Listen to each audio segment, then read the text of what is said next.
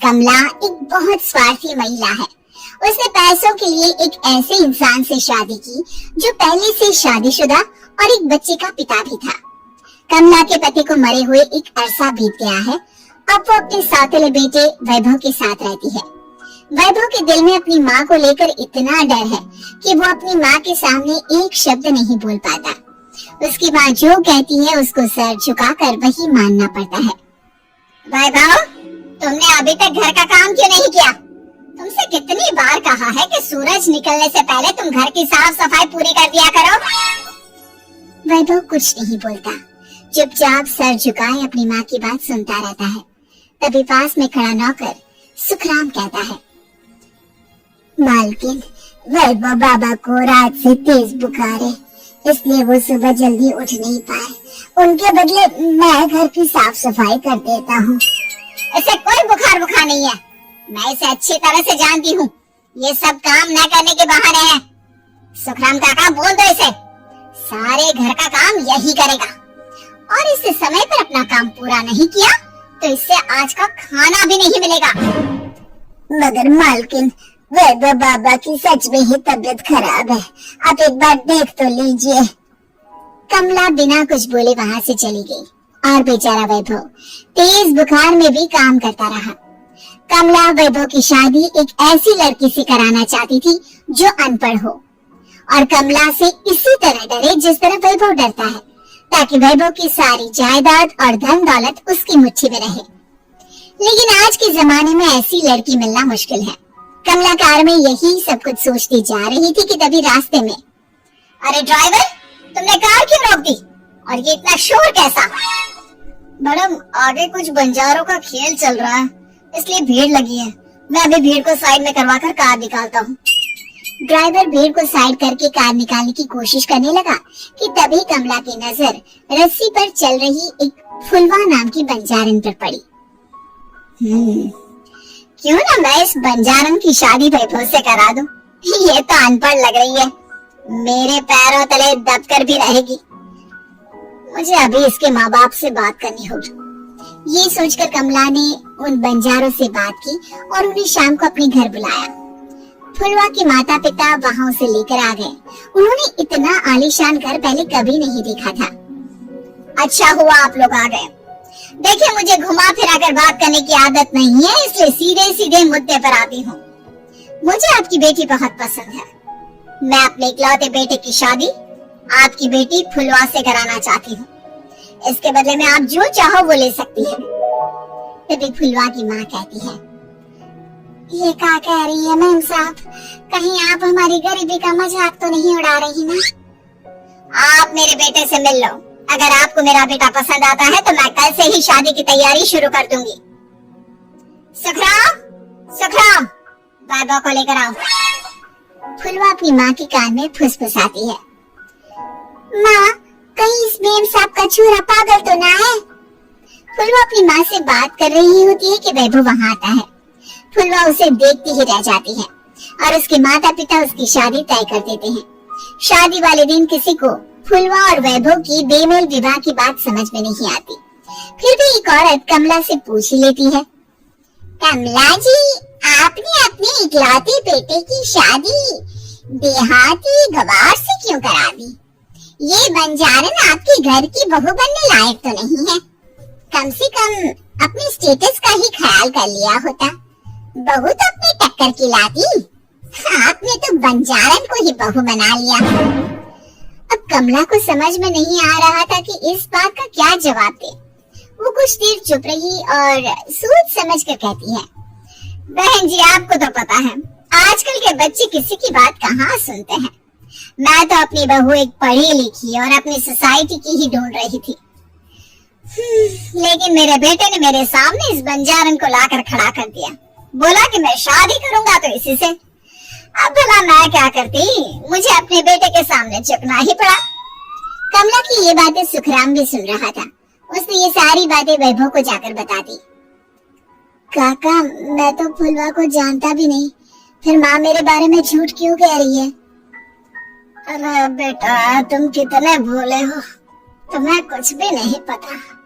तुम्हारे पिता अपनी सारी संपत्ति तुम्हारे नाम करके गए हैं। तुम्हारी माँ नहीं चाहती कि ये संपत्ति तुम्हें मिले, इसलिए उन्होंने तुम्हारी अनपढ़ लड़की से शादी करवाई ताकि तुम्हारी तरह वो भी अपने हक के लिए आवाज ना उठा सके।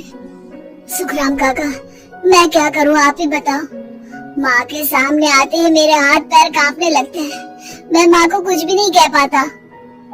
वे दोनों बात कर ही रहे थे कि अचानक कमला वहां गई। कमला को देखकर दोनों घबरा गए। तुम दोनों फिर कभी बातें कर लेना, अभी फेरों का समय हो गया है, चलो जल्दी आओ। इस तरह फुलवा और वैभव की शादी हो गई। अगले दिन कमला ने फुलवा को बुलाया और उसे नसीहत देने लगी। देख बंजारन, तुझे मैंने अपनी बहू बना तो लिया है, लेकिन तुझे इस घर में आँख कान मुंह बंद करके रहना होगा। घर का काम कर और अपने पति से मतलब रख, समझी? कमला का ऐसा रवैया फुलवा को बिल्कुल समझ में नहीं आया। उसने वैभव से इस बारे में बात की। सुनिए ना, माँ जी ने जिस तरह मुझसे बात की मुझे अच्छा नहीं लगा। शादी से पहले तो वो मुझसे बहुत अच्छे से बात कर रही थी, लेकिन शादी के बाद उन्हें क्या हो गया? तुम ज्यादा मत सोचो, जैसा माँ कहती है वैसा ही करो। ये कहकर वैभव वहाँ से चला गया। अगले दिन वैभव को घर के नौकरों की तरह काम करता देख फुलवा को बहुत हैरानी हुई। फुलवा ने इस बारे में सुखराम काका से बात की तो सुखराम काका ने फुलवा को सारी बात बता दी। अब फुलवा को समझ में आ गया कि उसकी सास ने एक बंजारन को बहू क्यों बनाया। एक दिन वैभव घर का काम कर रहा था, तभी उससे कांच की प्लेट टूट गई। किसने गिराई ये कांच की प्लेट? वैभव को वहाँ खड़ा देख कमला ने छड़ी से उसे मारना शुरू कर दिया। उसके पैर में कांच चुभ गया और खून बहने लगा, लेकिन फिर भी कमला उसे मारी जा रही थी। ये देखकर फुलवा ने कमला के हाथ से छड़ी छीन ली और तोड़कर फेंक दी। बंजारन, तेरी इतनी हिम्मत, तूने मेरे हाथ से छड़ी छीनी? कमला फुलवा को थप्पड़ मारने ही वाली थी कि फुलवा उसका हाथ पकड़ लेती है। मैंने माम की गुड़िया ना समझ लियो। बंजारन, ईंट का जवाब पत्थर से देना जानती हूँ। आज के बाद मेरे या वैभव जी के ऊपर हाथ उठाने की सोचू भी ना, समझी ससु माँ? ये कहकर फुलवा वैभव को लेकर वहाँ से चली गई। उसने वैभव के पैर पर पट्टी बांधी, उसके आंसू पोंछे। वैभव ने पहली बार किसी के दिल में अपने लिए इतना प्यार महसूस किया। अब फुलवा वैभव का हर काम में हाथ बटाती, उसका बहुत ख्याल रखती। इस तरह दोनों बहुत ज्यादा नजदीक आ गए। वहीं दूसरी ओर कमला सारी जायदाद अपने नाम करने की साजिश करने लगी। और एक दिन, वैभव, जल्दी बाहर आओ। कमला की आवाज सुनकर वैभव और फुलवा अपने कमरे से बाहर आ गए। जी माँ, आपने बुलाया? ये ले, इन कागजों पर साइन कर दे। वैभव कागजों पर साइन करने ही वाला था कि फुलवा वैभव के हाथ से पेन छीनकर कहती है, ना वैभव जी, आप इस पर हस्ताक्षर नहीं करेंगे। आओ बंजारन, मैं तुझसे बात नहीं कर रही। ये बात मेरे और मेरे बेटे के बीच की है। चुपचाप पेन दे दे, नहीं तो तेरी खाल उधेड़ लूंगी। ससुमा, बंजारन की खाल इतनी भी ढीली ना होवे कि कोई भी उधेड़ लेवे। जो यकीन ना आता हो तो देख ले उतार की। और हाँ, बंजारन जरूर हूँ, पर अनपढ़ ना हूँ। मैंने भी पता है कि किसी भी कागज पर साइन करने से पहले उसे अच्छी तरह पढ़ लेवे हैं। पेन देती है या नहीं? ये कहकर कमला फुलवा को मारने आई तो फुलवा ने कमला को धक्का दे दिया और वो नीचे गिर गई। कमला डरकर वहाँ से भाग गई।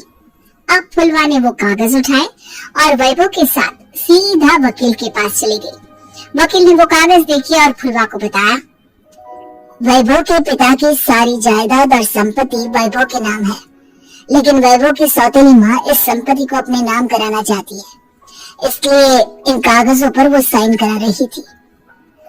तो अब हमें क्या करना चाहिए वकील साहब? वकील ने फुलवा और वैभव को सब कुछ अच्छी तरह से समझा दिया। अब दोनों घर पर पुलिस को लेकर पहुँचे। कमला पुलिस को देखकर घबरा गई। पुलिस ने कहा, आपके नाम की कंप्लेंट हुई है, आपको हमारे साथ थाने चलना होगा। कंप्लेंट?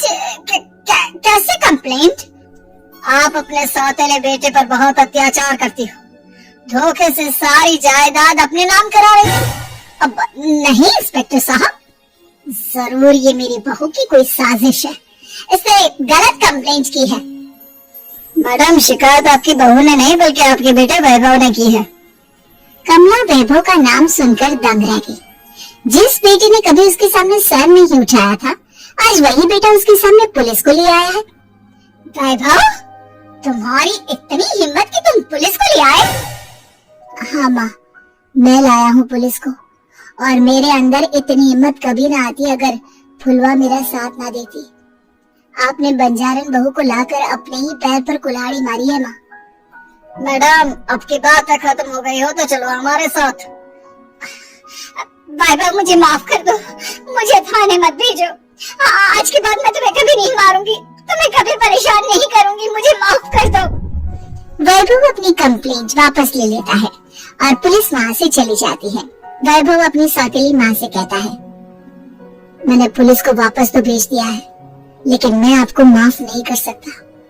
आपने बचपन से आज तक कभी मेरे सर पर हाथ नहीं रखा, हमेशा मुझे मारती रही, नौकरों की तरह बर्ताव करती रही। आप इस घर में नहीं रह सकती, चली जाइए यहाँ से।